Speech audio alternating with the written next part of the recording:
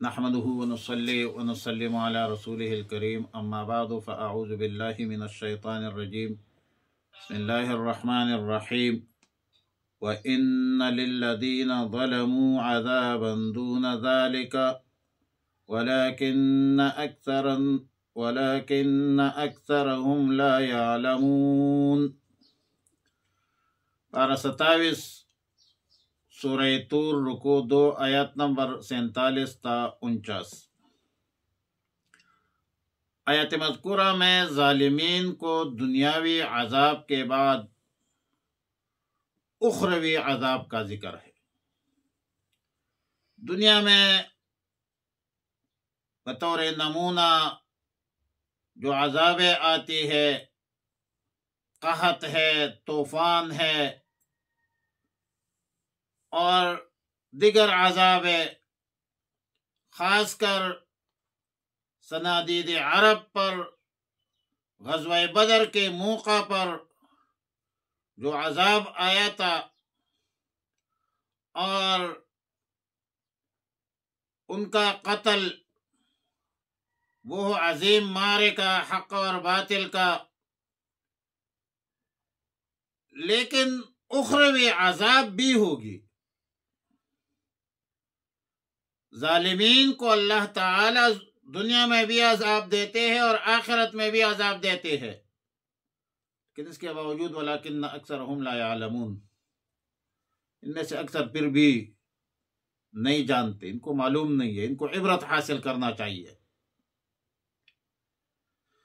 یا رسول اللہ صلی اللہ علیہ وسلم، جب آپ کو معلوم ہو گیا ہے کہ ہم نے ان کے لیے، ان کی سزا کے لیے، ان منکرین مشرکین کے لیے ایک وقت معین کر چکے ہیں، تو یا رسول اللہ صلی اللہ علیہ وسلم آپ اپنے رب کے اس تجویز پر صبر کا مظاہرہ کیجئے۔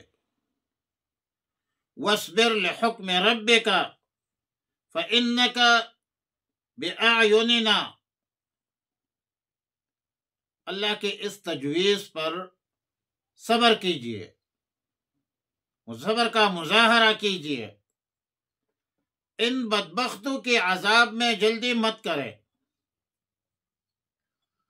اور نہ اس خیال سے انتقام میں جلدی کرے کہ یہ لوگ اس مدت میں، اس وقت میں آپ کو نقصان پہنچا سکیں گے، لہذا یہ اندیشہ بھی دل سے نکال دیجئے، کیونکہ یا رسول اللہ صلی اللہ علیہ وسلم آپ ہماری حفاظت میں ہے۔ فَإِنَّكَ بِأَعْيُنِنَا، دشمنوں کی دشمنی، مخالفین کی مخالفت آپ کو کوئی ضرر نہیں دے سکتے، آپ ہمارے نظروں میں ہیں، ہم آپ کو ہر قسم کے شر فساد سے محفوظ اور مامون رکھیں گے، بچائیں گے ان بدبختوں سے۔ ان مخالفین کی مخالفت کی پرواہ مت کیجیے۔ واللہ یعصمک من الناس، اللہ آپ کی حفاظت فرمائیں گے۔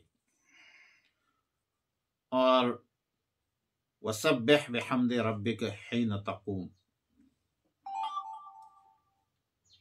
اللہ کی طرف سے تسبیح اور تحمید کا حکم ہے، جو ہر مصیبت سے بچنے کا اصل علاج ہے۔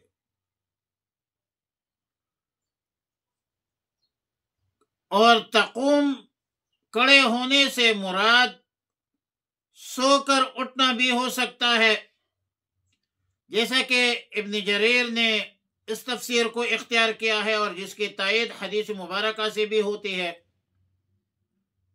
جس کو امام احمد بن حنبل رحمۃ اللہ علیہ نے حضرت عبادہ بن صامت رضی اللہ تعالیٰ عنہ سے روایت نقل کی ہے کہ رسول اللہ صلی اللہ علیہ وسلم نے فرمایا کہ جو شخص رات کو بیدار ہو کر اور اس نے یہ دعا کی، تو جو دعا کرے گا اللہ رب العالمین اس کو قبول فرمائے گا، اور کلمات یہ ہے کہ لا الہ الا اللہ وحدہ لا شریک لہ، لہ الملک ولہ الحمد وہو علی کل شیء قدیر، سبحان اللہ والحمد للہ ولا الہ الا اللہ واللہ اکبر ولا حول ولا قوت الا باللہ، یہ کلمات پڑھے۔ پھر اگر اس نے نماز پڑھنے کا ارادہ کیا، وضو کیا، نماز پڑھے تو اس کی نماز بھی قبول کی جائے گی، قضا فی تفسیر ابن کثیر۔ حضرت مجاہد اور دیگر ائمہ تفسیر فرماتے ہیں کہ حین تقوم سے مراد یہ ہے کہ جب آدمی مجلس سے اٹھے تو یہ کہے کہ سبحانک اللہم و بحمدک۔ حضرت عطا ابن رباح فرماتے ہیں رحمہ اللہ کہ جب تم مجلس سے اٹھو تو تسبیح اور تحمید کرو۔ اگر تم نے مجلس میں کوئی نیک کام کیا ہے تو اس کی نیکی میں اضافہ ہوگا، اس میں برکت ہوگی، اور کوئی غلط کام کیا ہے، غلط بات کی ہے تو یہ کلمات اس کی کفارہ ہو جائے گی۔ حضرت ابو ہریرہ رضی اللہ تعالیٰ عنہ سے روایت ہے کہ رسول اللہ صلی اللہ علیہ وسلم نے فرمایا کہ جو شخص کسی مجلس میں بیٹھا ہوا ہو اور اس مجلس میں اچھی بری باتیں ہو تو اس مجلس سے اٹھنے سے پہلے یہ کلمات پڑھ لے تو اللہ تعالیٰ اس کی سب خطاؤں کو جو اس مجلس میں ہوئی ہے، جو باتیں کی ہے، اس مجلس سے اٹھنے سے پہلے اگر وہ یہ کلمات پڑھ لے تو اللہ تعالیٰ اس کے سب خطاؤں کو معاف فرمائیں گے۔ اور وہ کلمات یہ ہے: سبحانک اللہم و بحمدک، اشہد اللہ الہ الا اللہ، انت لا الہ الا اللہ بھی آیا ہے، اور یہ بھی ہے کہ سبحانک اللہم و بحمدک، اشہد اللہ الہ الا انت، استغفرک و اتوب الیک۔ دوبارہ پڑھ لیجیے، سن لیجیے: سبحانک اللہم و بحمدک، اشہد اللہ الہ الا انت، اشہد اللہ الہ الا انت، استغفرک و اتوب الیک۔ رواہ الترمذی۔ ومن اللیل فسبح و ادبار النجوم۔ ومن اللیل، یعنی رات میں بھی تسبیح کیجئے، اور ظاہر ہے کہ رات میں مغرب کی نماز، عشاء کی نماز بھی داخل ہے اور عام تسبیحات بھی داخل ہے۔ وَإِدْبَارَ النُّجُومِ میں ستاروں کے غائب ہونے کے بعد فجر مراد ہے، اور نماز فجر کے وقت جو ہے تسبیح اور تحلیل بھی مراد ہو سکتی ہے، قضا فی تفسیر ابن کثیر۔ وعلی کل حال، اللہ کی تسبیح ہر حالت میں، ہر وقت میں اللہ کا ذکر کرنا چاہیے، اور بہت زیادہ کرنا چاہیے۔ یہ اللہ کی قربت کے ذرائع ہے، اور اس سے دل کو سکون ملتی ہے۔ الا بذکر اللہ تطمئن القلوب۔ وَإِنَّ لِلَّذِينَ، اور بلا شبہ ان لوگوں کے لیے جنہوں نے ظلم کیا ہے، عذاباً، عذاب ہے، دون ذالک، اس کے علاوہ، وَلَكِنَّ أَكْثَرَهُمْ لَا يَعْلَمُونَ، لیکن اکثر ان میں سے نہیں جانتے۔